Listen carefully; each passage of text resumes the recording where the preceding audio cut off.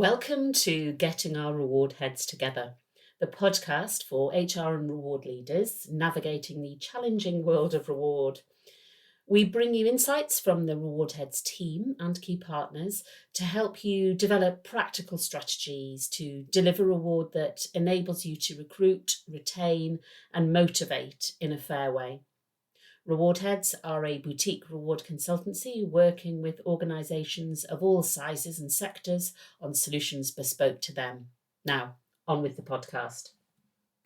Hi, I'm Victoria Milford, founder and CEO of Reward Heads, and today I'm joined by Reward Heads Consulting Director, Claire Williams, to talk total reward.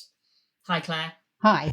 So the topic of total reward comes up again and again, doesn't it? So Claire and I wanted to explore this and help listeners understand what it actually means, why it's important, and how organisations can use total reward to stand out.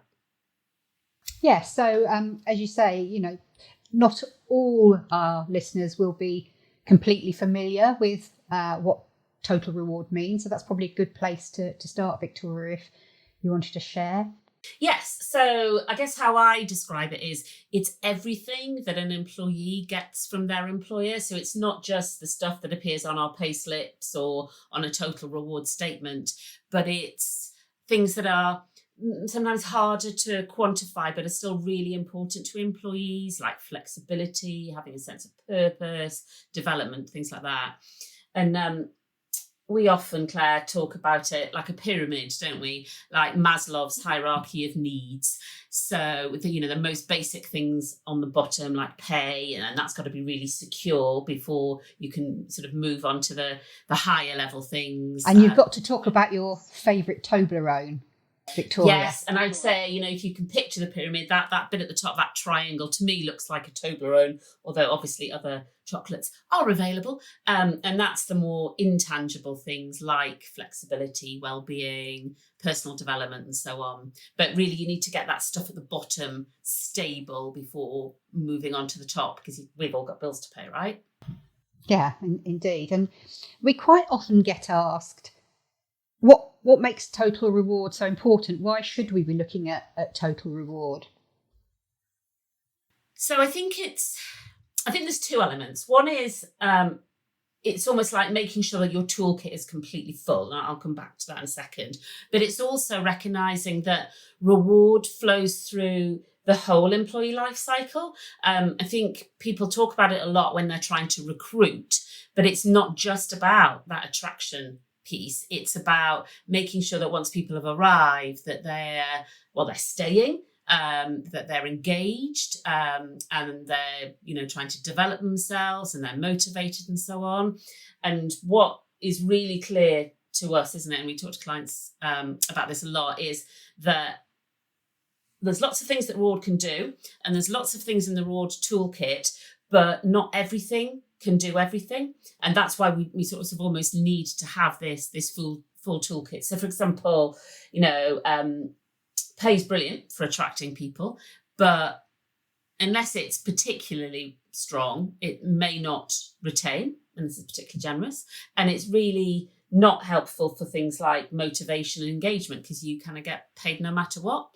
Benefits can promote retention, but you're probably not going to join an organisation just for its benefit. So it really is getting the whole toolkit together. So, if I want to extend my toolkit analogy even further, I would say it's pretty hard to build a whole bookshelf with just a hammer.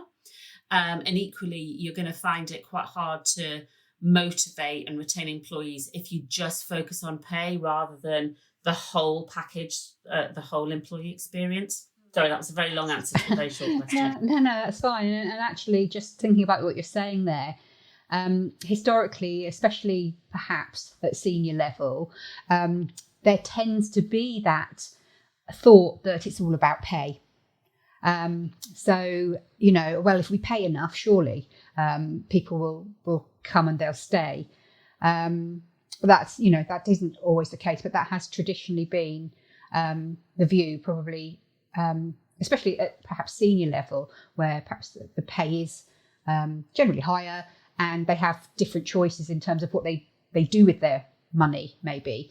Yeah, and I think there's also a bit about their own personal experience, because, the one thing we can say about reward is that every single individual, every single employee has got an experience, a legacy, and some preconceptions about it.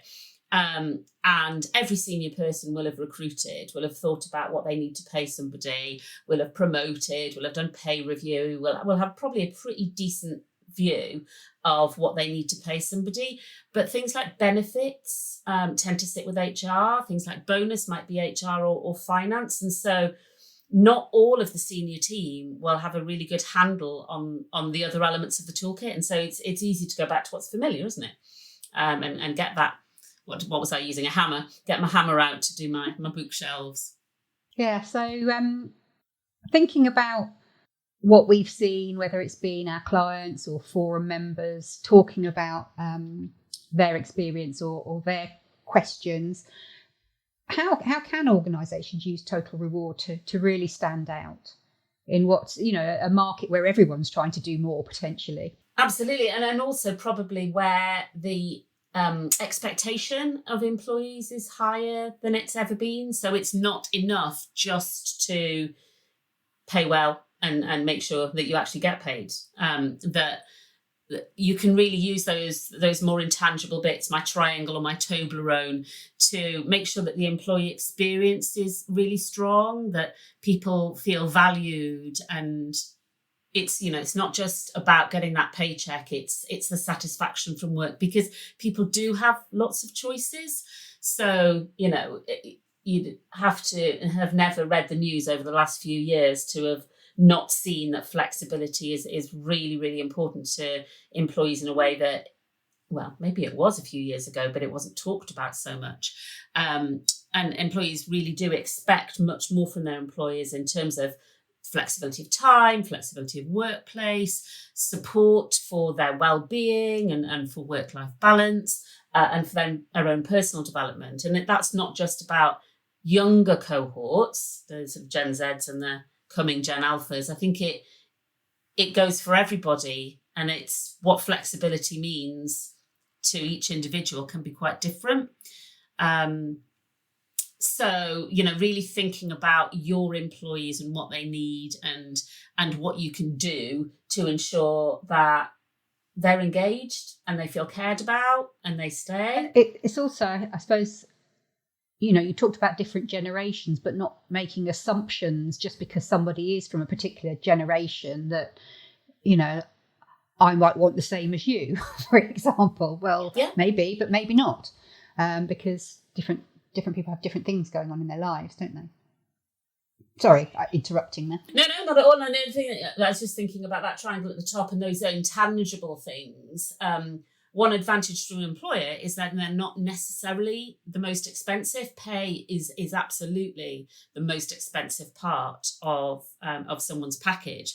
And those things at the top, the development, the flexibility, the sense of purpose, the belief in the leadership, engagement, all those kinds of things, don't necessarily cost a lot to implement, buy, develop.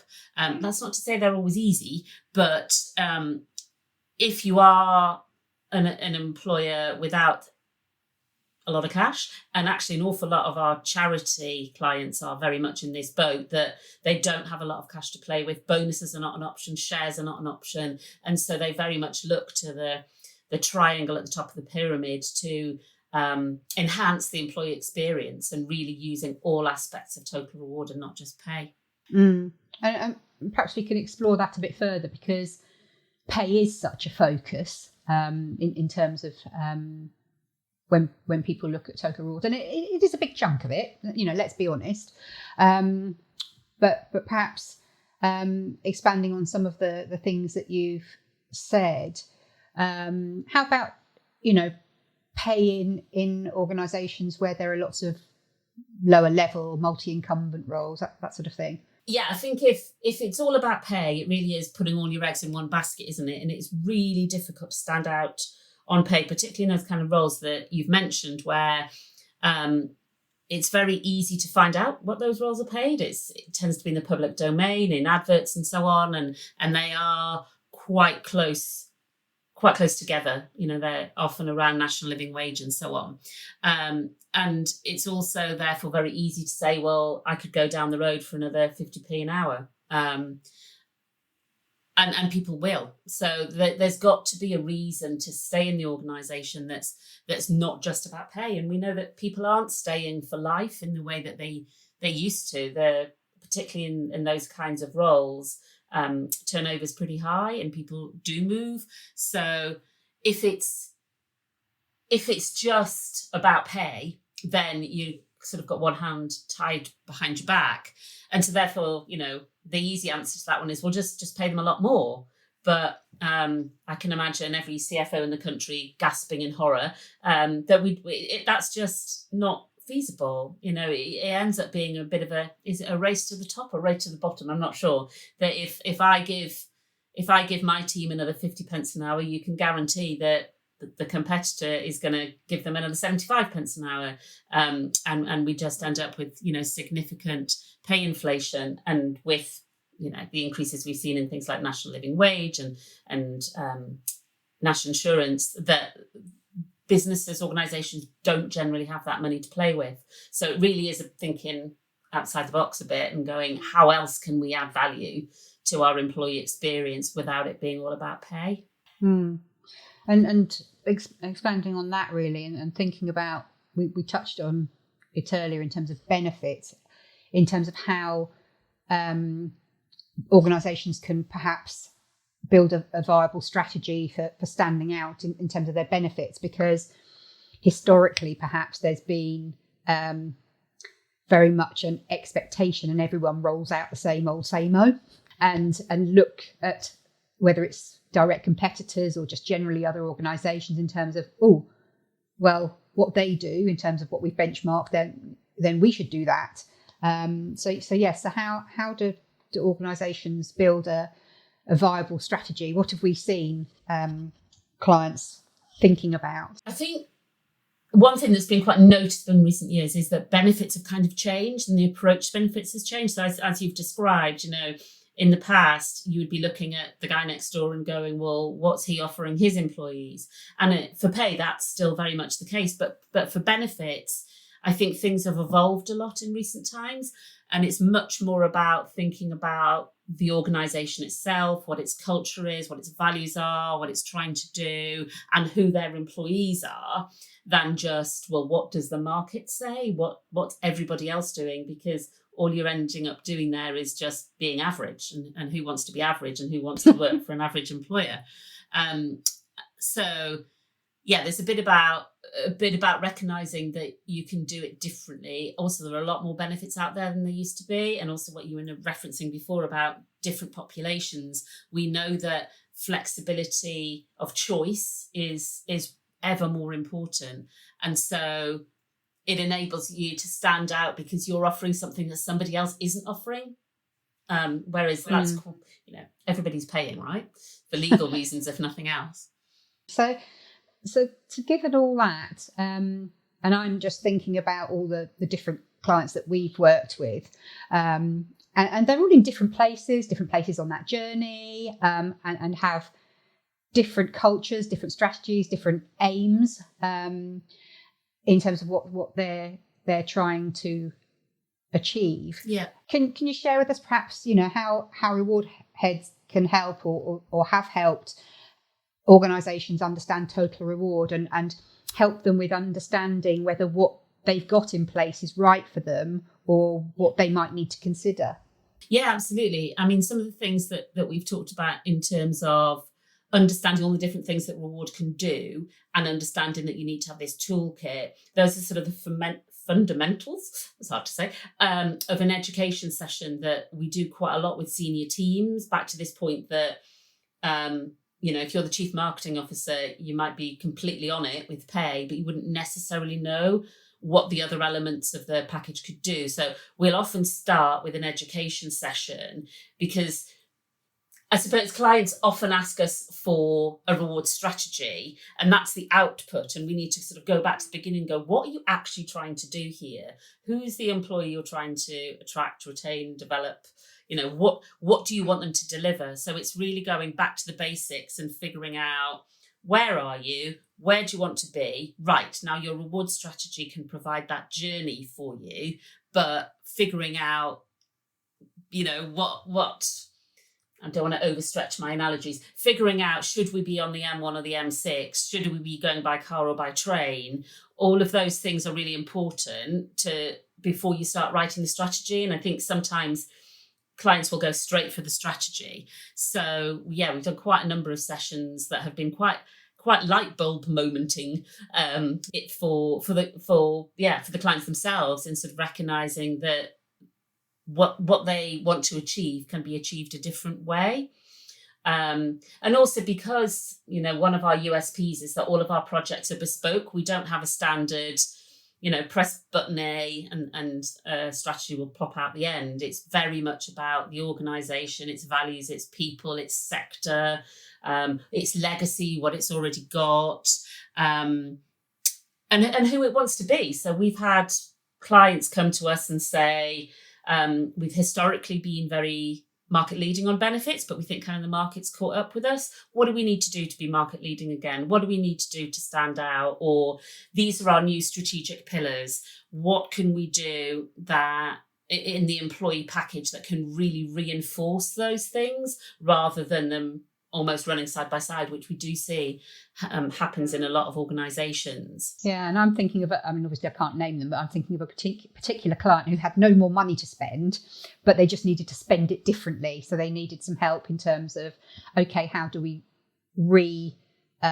distribute what we're spending? We don't have any more money, but just spending it smarter. Value for money and getting return on investment is or probably should be important to every organisation. And I think sometimes it's also helping them understand, what return they are getting. Or not. And where to put the money that they have.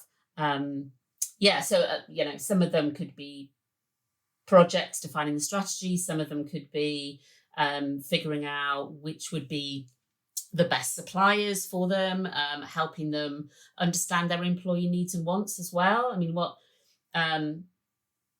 employees at the end of the day are customers, right? And the business, the organisation may define what they think the product or service is, but unless that's what their customer wants, it's not going to be bought. So it's helping them to understand what is valued and what isn't, and then sort of tailoring the offer accordingly. Seeing the employees as their customers as well.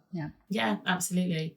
So if anybody would like help, love to help, please do reach out to either of us or on our rewardsolutions@rewardheads.co.uk email address, or have a look on our website, which is just www.rewardheads.co.uk. And there's also quite a lot of information on there about coaching, because we put together quite a number of coaching modules over the last couple of years to really help people understand, what do we even mean by reward strategy? What does total reward look like? So they may be good for listeners or for people in their teams to really build on that knowledge. That's good. Thank you, Victoria.